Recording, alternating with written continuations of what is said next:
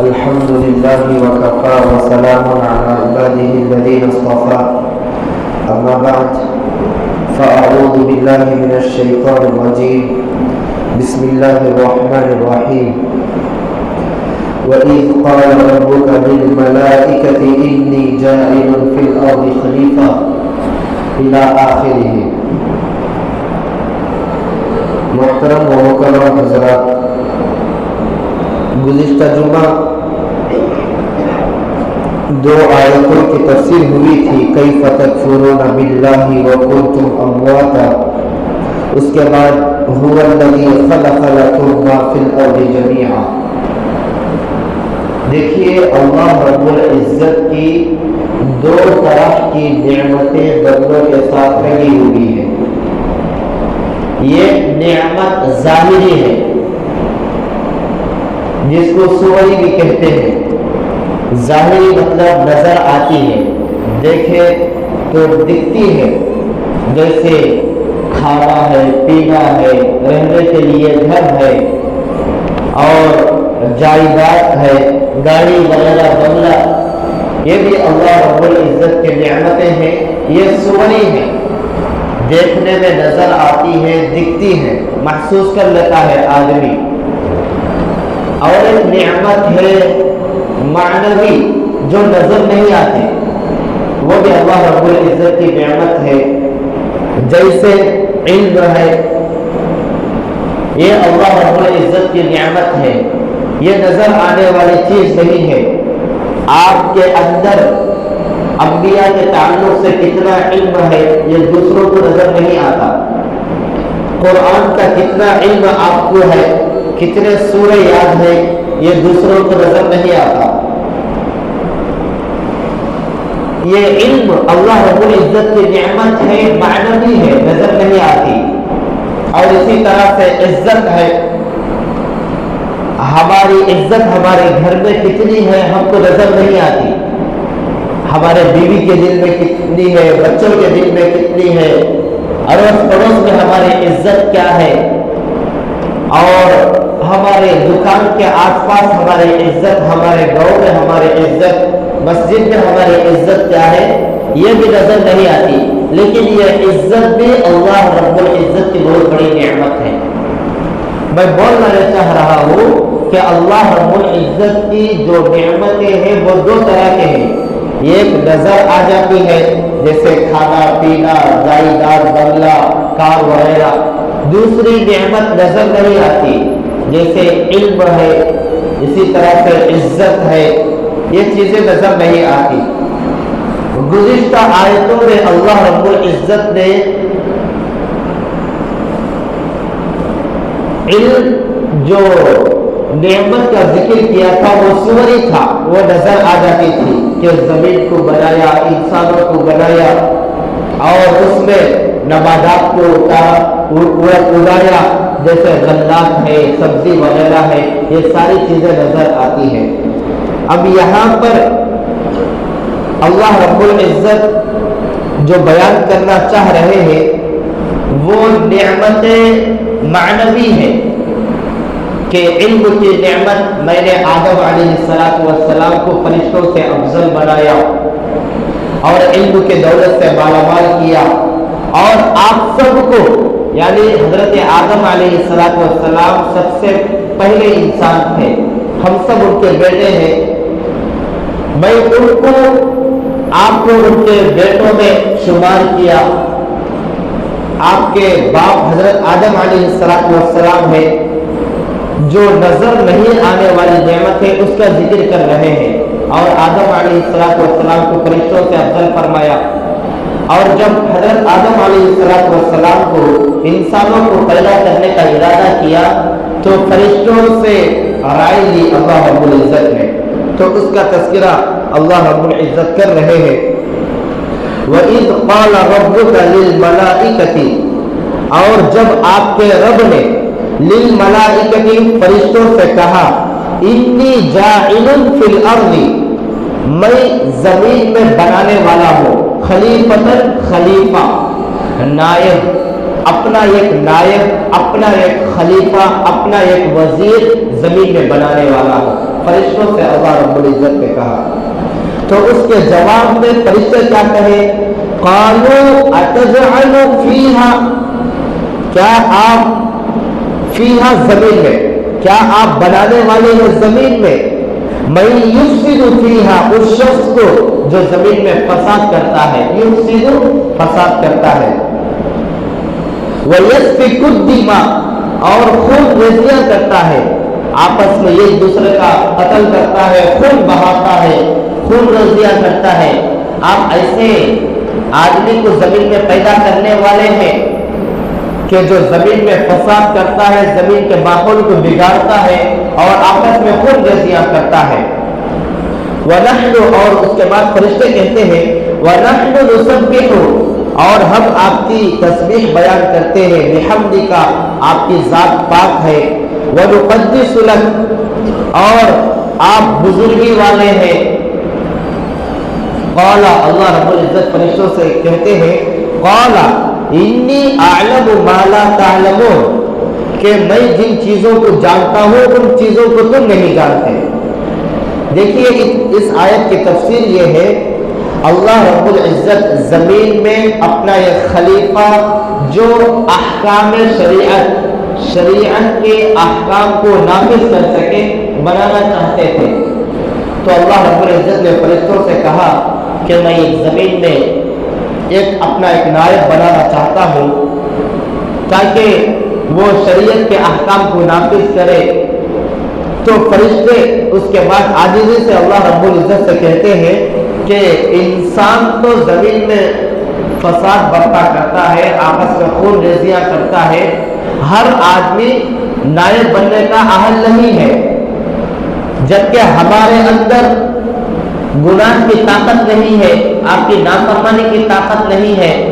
آپ جس انسان کو آپ کا خلیفہ بنانا چاہتے ہیں وہ تو خون ریزیاں کرتا ہے، گناہ بھی کرتا ہے، آپ کے حکم عدولیاں کرتا ہے، آپ کی نافرمانی کرتا ہے. ہم تو ان تمام چیزوں سے پاک ہیں، ہم اس کے زیادہ اہل ہیں، انسانوں کو بنانے کی ضرورت نہیں ہے. فرشتے ان کے علم کے حساب سے کہ اللہ رب العزت سے کہے تو اللہ رب العزت ان کو ایک حاکمانہ جواب دیا، ایک حاکمانہ جواب دیا اور ایک حکیمانہ جواب دیا.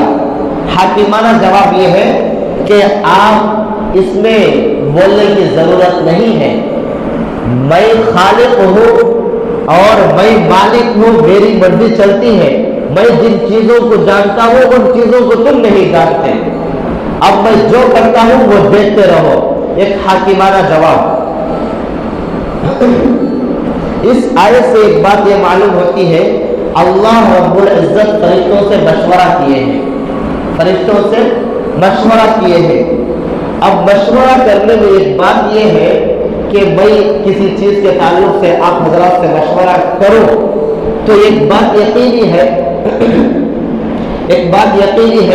کہ اس چیز کے تعلق سے مکمل مجھے معلوم نہیں ہے، اسی لیے میں مشورہ کر رہا ہوں. فلاں کام ہم کو کرنا ہے، اس چیز کے تعلق سے وہ آگے چل کر خیر ہوگا یا شر ہوگا، اچھا ہوگا یا برا ہوگا، اس چیز کے تعلق سے مجھے 100% یقین نہیں ہے. اسی لیے میں مخصوص لوگوں سے، دانشوروں سے، عقل مندوں سے مشورہ کرتا ہوں اور وہ جس چیز پر زیادہ کی رائے آئے گی اسی کے مطابق عمل ہوگا. اب کیا وہ چیز یہاں پر بھی ہے؟ اللہ رب العزت کو اس چیز کے تعلق سے معلوم نہیں تھا کہ وہ فرشتوں سے مشورہ کرے، یا ایسی بات نہیں ہے، بلکہ اللہ رب العزت کو غیب کا علم بھی ہے کہ میں انسان کو بناؤں گا، بعد میں چل کر وہ خود جزیہ کریں گے، بہت سارے اپنا ایک نائب بھی بنیں گے. اللہ رب العزت کو معلوم تھا. لیکن اس آیت سے معلوم ہوتا ہے کہ مشورہ کرنا اللہ رب العزت کا ایک طریقہ ہے. اور دیکھیے انبیاء علیہ السلام کو اللہ رب العزت اپنے بعد سب سے زیادہ علم انبیاء کو عطا کیا. ہمارے نبی حضرت محمد صلی اللہ علیہ وسلم نے، حضرت محمد صلی اللہ علیہ وسلم کو تمام امت محمدیہ میں سب سے بڑا علم اللہ نے حضرت محمد صلی اللہ علیہ وسلم عطا کیا. حضرت موسیٰ علیہ السلام کی قوم میں حضرت موسیٰ کو عطا کیا، حضرت عیسیٰ کی قوم میں حضرت عیسیٰ کو عطا اور تمام انبیاء نے حضرت محمد صلی اللہ علیہ وسلم کو سب سے زیادہ علم عطا کیا۔ تو اللہ رب العزت جانتے ہیں کہ زمین میں مخلوق کو پیدا کریں گے تو وہ خود ریزیاں بھی کریں گی اور بہت سارے اچھے بھی ہوں گے کہ وہ اپنی نیابت سنبھالیں گے۔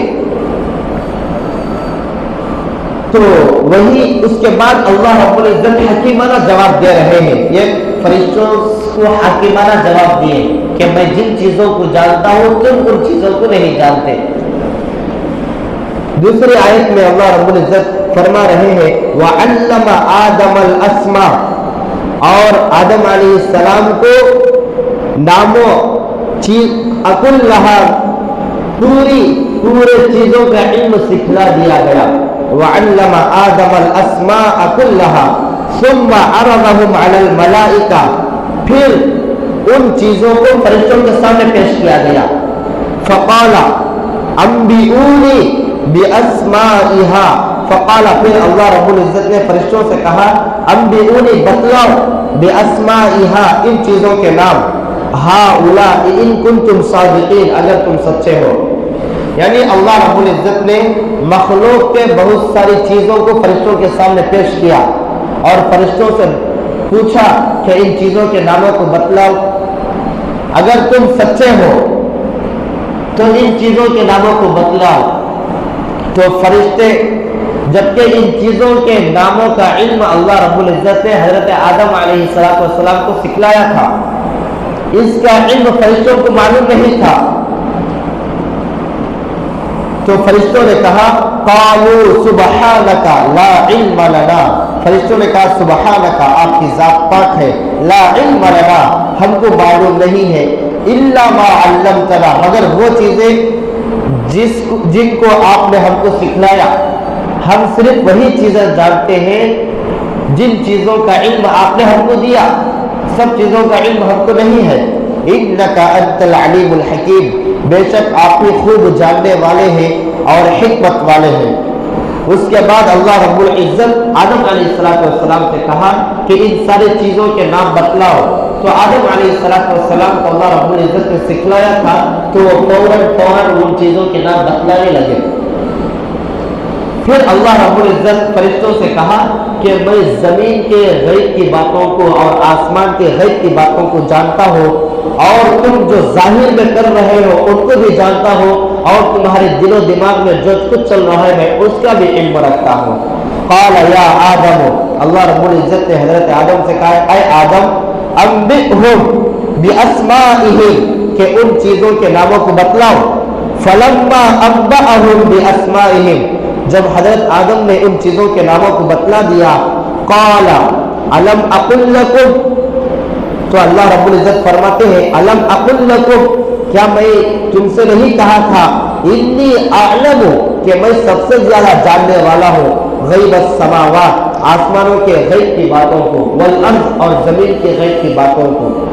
آسمانوں میں جو غیب کی چیزیں ہو رہی ہیں اللہ رب العزت اس کا بھی علم رکھتے ہیں، اور زمین میں جو غیب کی باتوں کا علم ہو رہا ہے اللہ رب العزت اس کا بھی علم رکھتے ہیں۔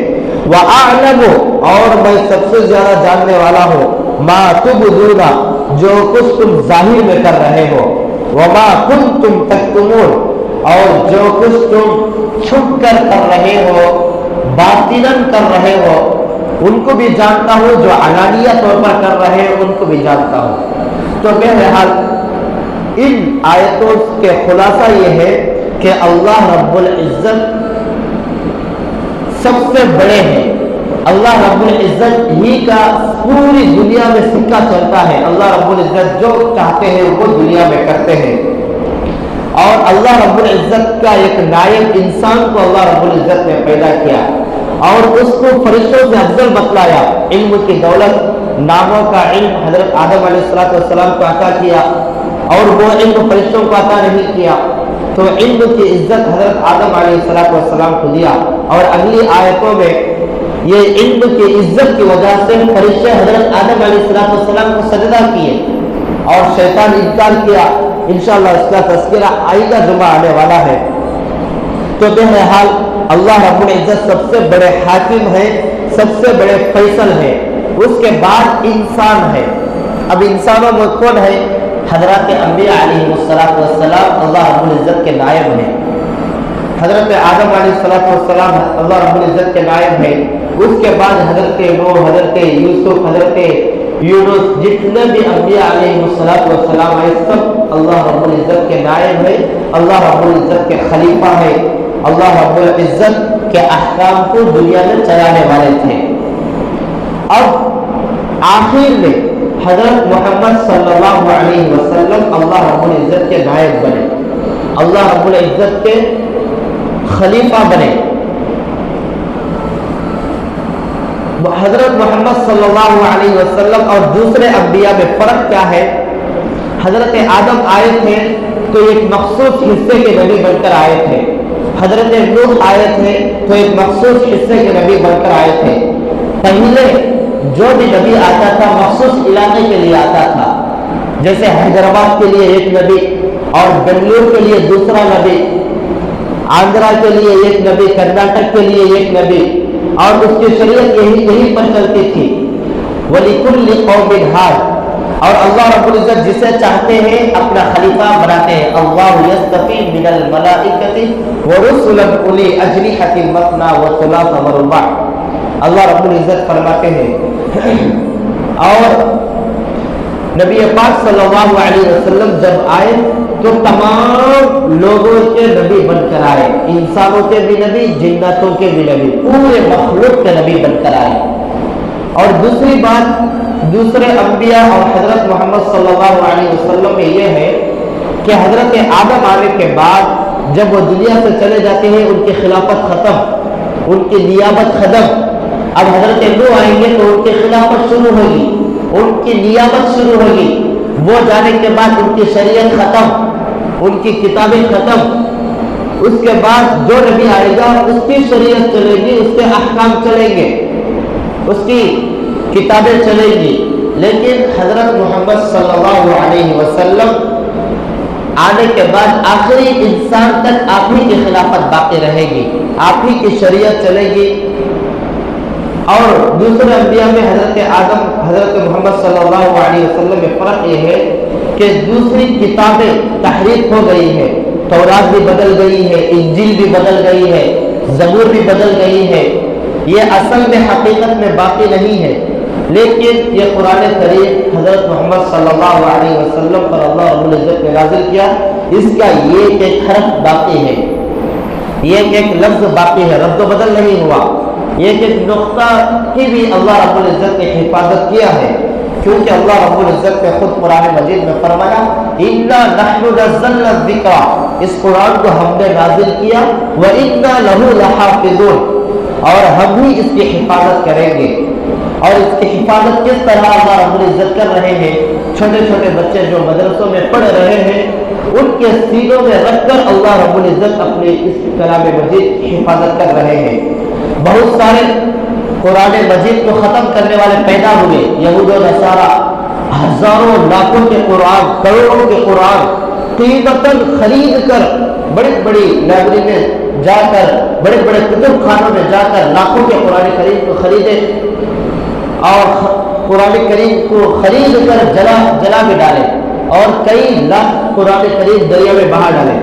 ایک مدرسے کو گئے تھے، وہاں پر جانے کے بعد کئی ہزار قرآن مجید کا مطالبہ کیا، ہم آپ کو منہ مانگی قیمت دیں گے، قرآن کریم کو خریدیں گے۔ تو حضرت بہت دور اندیش تھے، مولوی صاحب بہت دور اندیش تھے، حکمت والے تھے، انہوں نے بارہا سوال کیا کہ تم اتنے قرآن مجید خرید کر کیا کرو گے، اتنے قرآن مجید خرید کر کیا کرو گے؟ تو بالآخر وہ انگریز کہنے کے اوپر مجبور ہو گیا کہ ہمارا منشا یہی ہے کہ قرآن مجید کو ختم کر دیا جائے۔ تو اس کے بعد حضرت اس انگریز کو وہیں پر بٹھانے کے بعد وہ جو حفظ کلاس پڑھاتے تھے اس میں سے ایک طالب علم کو بلایا، قرآن بند کر کے پہلا پارا تم پڑھو، دوسرے طالب علم کو بلایا، دوسرا پارا تم پڑھو، تیسرے طالب علم کو بلایا، 10واں پارا تم پڑھو، سورہ طٰہٰ پڑھو، سورہ یاسین پڑھو، سورہ کہف پڑھو، سورہ رحمان پڑھو۔ تو وہ طلبا لفظ بلفظ پڑھ رہے ہیں، جس طرح قرآن مجید میں ہے اس طرح پڑھ رہے ہیں، ایک نقطہ ادھر کا ادھر نہیں، ایک حرف ادھر کا ادھر نہیں، تو حضرت وہ انگریز سے کہے کہ یقیناً تم یہ جو کاغذوں میں لکھا ہوا قرآن کریم جلا رہے ہو، لیکن یہ جو سینوں میں اللہ رب العزت جو محفوظ کیے ہیں ان کو کیسے ختم کرو گے؟ اگر تم سارے قرآن مجید ختم بھی کر دیے تو ہم اس کو دوبارہ لکھ لیں گے۔ تو اللہ رب العزت جس چیز کی حفاظت کا ذمہ خود لے لیا ہے، اس چیز کو کوئی انسان کیسے ختم کر سکتا ہے؟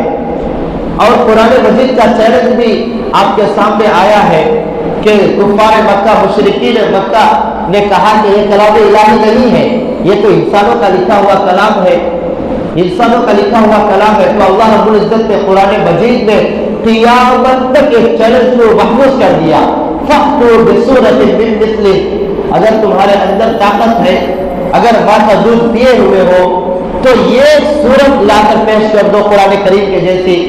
قرآن کریم کی آیت میں جتنی معانی ہے، بلاغت ہے، فصاحت ہے اور معنی خیز آیت ہے، اس کی ایک سورت پیش کر دو، چھوٹی سورت، اور پھر تم تنہا نہیں، پورے مشرکین مکہ، کفار مکہ، تمام کے تمام عرب دان تھے، خاندانی عربی ان کو آتی تھی، اور عربوں میں کوئی جلسہ ایسا نہیں ہوتا تھا کہ ان کے شعر و شاعری اس میں نہ ہو۔ تم اتنے عرب دان ہو، اتنے عربی جانتے ہو، پورے قبائل سے آپ واقف ہیں، تو قرآن مجید اگر کلام انسانی ہے، کلام الہی نہیں ہے، تو ایک مختصر چھوٹی سی چھوٹی آیت پیش کر دو۔ یہ چیلنج قرآن مجید کا تا قیامت جو منکرین قرآن ہے ان کو رہے گا، لیکن یہ کہ سورج کی طرح ہم کو یقین ہے کہ اس کا کوئی جواب نہیں دے سکتا۔ تو دوسرے انبیاء میں اور حضرت محمد صلی اللہ علیہ وسلم میں فرق یہ ہے کہ ان کے جو صحیفے تھے، ان کے جو کتابیں تھے، اس میں رد و بدل ہو گئی۔ اب ہم کو وہ کتابیں پڑھنا، تورات پڑھنا، انجیل پڑھنا جائز نہیں، حرام ہے، اور اس کے احکامات پر بھی چلنا حرام ہے۔ اب وہ ساری کتابیں پہلے پارے میں اللہ رب العزت نے فرمایا ما ننسخ من آیت او ننسها، وہ ساری کی ساری منسوخ ہے، ان کے اوپر اب عمل نہیں ہوگا، اب جو عمل ہوگا قرآن مجید ہی پر عمل ہوگا۔ تو اس سے ایک بات یہ بھی سمجھ میں آتی ہے، یہ قرآن کریم کا یہ اعجاز ہے، یہ تا قیامت باقی رہے گا۔ اور یہ جو مشورہ ہے اللہ رب العزت نے قرآن مجید میں اللہ کے نبی کو بھی دیا تھا، سب سے زیادہ علم رکھنے کے باوجود صحابہ کرام سے مشورہ کرو، یہ اللہ رب العزت کا بھی طریقہ ہے، نبی پاک صلی اللہ علیہ وسلم کی بھی سنت ہے۔ اللہ تعالیٰ سے دعا ہے کہ اللہ تعالیٰ ہم سب کو قرآن مجید کے ایک ایک حرف کے اوپر ایمان لانے کی توفیق عطا فرمائے، اور قرآن مجید سیکھنے کی توفیق عطا فرمائے، احکامات کو جاننے کے اللہ رب العزت ہم سب کو توفیق عطا فرمائے۔ آمین وآخر دعوانا الحمد للہ رب العالمین۔